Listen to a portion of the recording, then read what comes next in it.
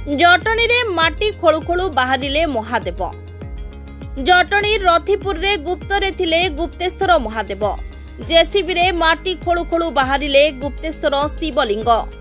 Jatni block अंतर्गत रथिपुर ग्राम रे एपरि आश्चर्यजनक घटना देखिबाकू मिलिछि। जटणी रथिपुर हेउछि एक ऐतिहासिक ग्राम। एही ग्राम रे राजांको भग्नगढ़, हाथीशाल, घोड़ाशाल, राणी पोखरी इत्यादि बहु ऐतिहासिक किंबदंती रहिछि। एही ग्राम रे प्रथमे साक्षी गोपीनाथ ठाकुर पूजा पाउथिले एवं कालक्रमे पुरी सत्यवादी निकटस्थ साक्षी गोपीनाथ पीठ रे ठाकुर पूजा पाउछंती। तेबे रथिपुर ग्राम रे ग्रामवासी माने मूल साक्षी गोपीनाथ मंदिर को पुनः निर्माण करबा समय रे मंदिर पार्श्ववर्ती अंचल को जेसीबी सहायता सफा करथिले। जेसीबी बकेट रे एक पत्थर बाजिबारु ग्रामवासी माने सेही स्थान को खोलिथिले। माटी खोलिबा परे माटी भितरे एक बहु पुरातन शिवलिंग देखिबाकू मिलिथिला। तेबे जेसीबी बकेट माडरे लिंग भांगी जाइथिबारु ग्रामवासी माने नूतन शिवलिंग निर्माण करी सेही स्थान रे प्रतिष्ठा करिसंती एवं शिवलिंग बहुदिन धरी सेही स्थान रे गुप्तरे रहिथिबारु ठाकुर गुप्तेश्वर नाम रे नामित होइछंती। तेबे आसंतु देखिबा ए बाबदरे हम जटणी प्रतिनिधि प्रदीप्त कुमार मार्थांको स्वतंत्र उपस्थापना। मोना पद्मचरण सुबुद्धि सोशल वर्कर मोर कंतिया ये मंदिर सहित मु ओतप्रोत भाव जड़ित एवं 1500 मसीह राजा मुकुंद देव शेष हिंदू राजा मुकुंद देव जो शासन करते गढ़ थिला एवं एटारे जो साक्षी गोपीनाथ मंदिर करी साक्षी गोपाल पूजा करते सहित पार्श्व देवी देवी मंदिर निर्माण करते किंतु 25टा समय जिते खोलागला ये ग्राउंड टाक जो सफा कराला से गुप्तेश्वर शक्तिटा बाहर थिला। तेणु सेठार एक मंदिर करने ग्रामवासी समस्ते निष्पत्ति नेले गुप्तेश्वर थे। तेणु से 2022 जो प्रतिष्ठा है से गोटे संकल्प था जे आम ये गोटे शिव मंदिर करवा। तेणु आज तार मंदिर समाप्ति होती प्रभु से गुप्तेश्वर नाम दे जेहेतु गुप्त बाहर लिंग प्रतिष्ठा कर आज दिवस। तेणु आज ग्रामवासी समस्त उत्साहित एठार समस्त उपस्थित रही अंचलवासी आज ये मंदिर प्रतिष्ठा भाग नहीं आम आशा करूँ पुणी पुनः जिते पार्श्वदेवता सेपटे गोटे हनुमान मंदिर करने निष्पत्ति नहीं हनुमान पूजा पाई। तेणु ये हूँ आम हिंदू धर्म और संस्कृतिर विधि शिव दर्शन पर आमर विष्णु दर्शन विधेय रही। तेणु शिव मंदिर पाखे विष्णु मंदिर निश्चित भाव। तेणु राजा जेहेतु एक प्रतिष्ठा करते से पालन कर आम आज ये मंदिर निर्माण कर ग्रामवासी सहयोग अकंठ चित्त समस्ते लगी समस्त आग्रह उत्साह आज कहले अनुसार। तेणु ये शिव मंदिर प्रतिष्ठा करी आज आम समस्ते धन्य हबू एवं ये शिव पूजा विष्णु पूजा सहित चली रहा। मो ना हूँ उमाकांत हरिचंदन मो रथपुर बासिंदा एवं एयरफोर्स रे जन सोल्जर थे।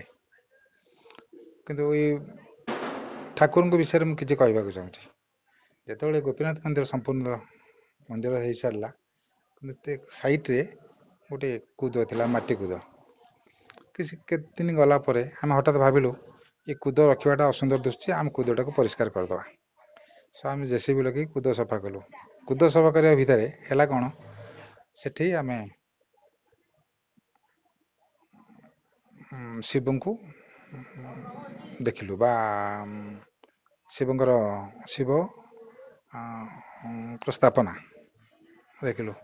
तापर हठात आम माइंड रे गोटे परिवर्तन है आम कौन करवा तापर आम गाँ वाला स्थिर कलु जे ये मंदिर स्थापन करेंगे। से समय आम असिस्टेंट कमिश्नर आसते इनक्वारी से बहुत प्रश्न पचारे और कहले ये कहीं तुम मंदिर कल आमर बिना परमिशन ने आम कहलु आज्ञा आम कूद सफा करूँ ठाकुर को पाइलु तेणुक आम ये मंदिरटा तैयारी करूँ जाचु भूल हो पारे कि भविष्य में यही टाइप भूल आम करूँ ना।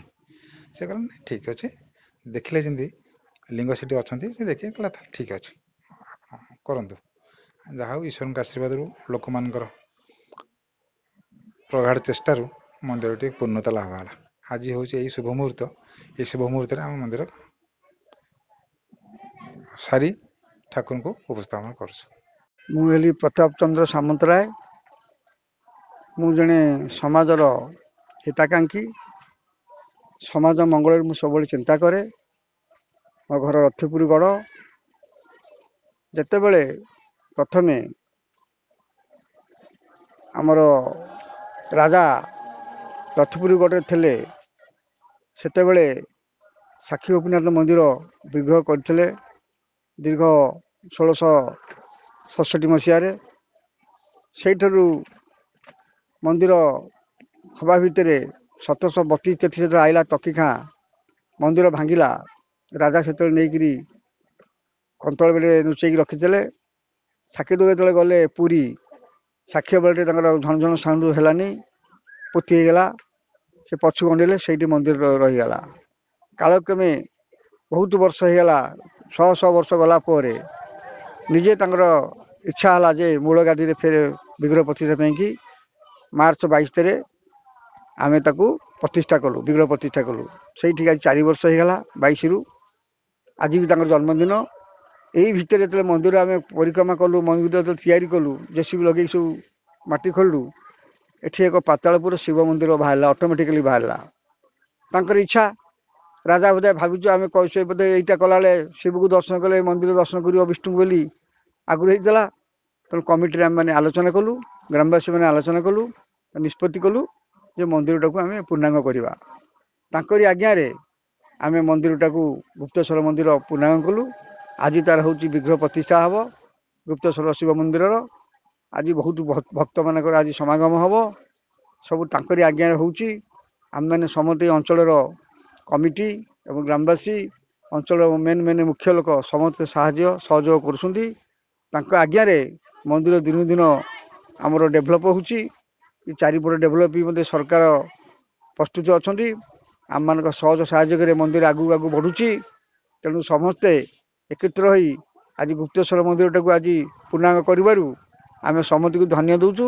ଶନିଙ୍କୁ ଧନ୍ୟବାଦ ଦେଇକରି ଗ୍ରାମବାସୀ, କମିଟି, ଏ ଅଞ୍ଚଳ ଯେତେ ସବୁ ଦାତା ସମସ୍ତଙ୍କୁ ଧନ୍ୟବାଦ ଦେଲୁ। ଜଟଣୀରୁ ପ୍ରଦୀପ୍ତ କୁମାର ମାର୍ଥାଙ୍କ ରିପୋର୍ଟ, ନାଉ ଓଡ଼ିଶା।